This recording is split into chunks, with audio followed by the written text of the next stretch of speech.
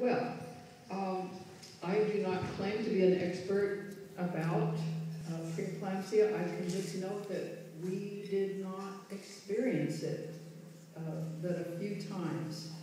And we had one woman who, despite what seemed to be excellent nutrition, low stress, we knew to take care of her because she always had this tall, rather thin baby with the tiniest placenta for the size of the woman that I had ever seen, and the skinniest little cord of a woman who did not smoke cigarettes and was well nourished. And as soon as the baby was born and got to her breast, the baby thrived. She was preeclamptic. She was showing little signs, so at the end of her fourth pregnancy, she was 36 years old, I induced labor by sweeping the membrane. She went in labor a few hours later, had a quick delivery, and I didn't like the way she looked. Her blood pressure was a bit off, her protein reading was high, but she was okay. And so was her baby, and I thought, I do not want her to have another baby. I've never had another case like that. I think we had a woman with twins once who got a little preeclamptic, and we took her to hospital right away. She had her twins vaginally. This was in, I think, the early 80s. We've had a few Amish women, but what I'm telling you is very few cases.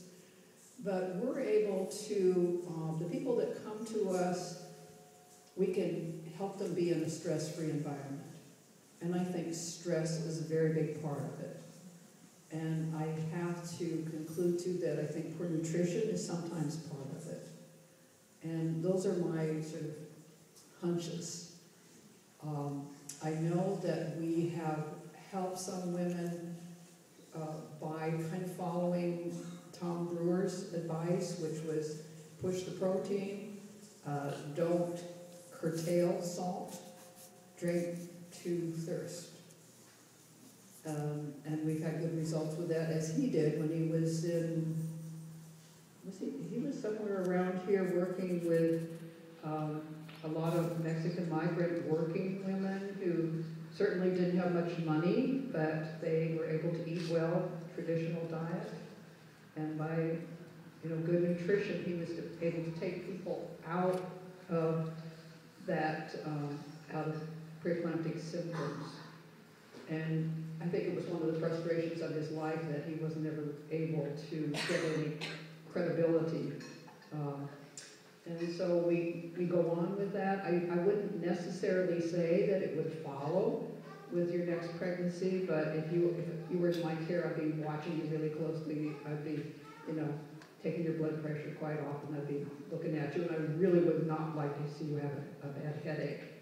I think women don't always know that a severe headache is one of the symptoms, and visual disturbance and irritability and so forth. But I think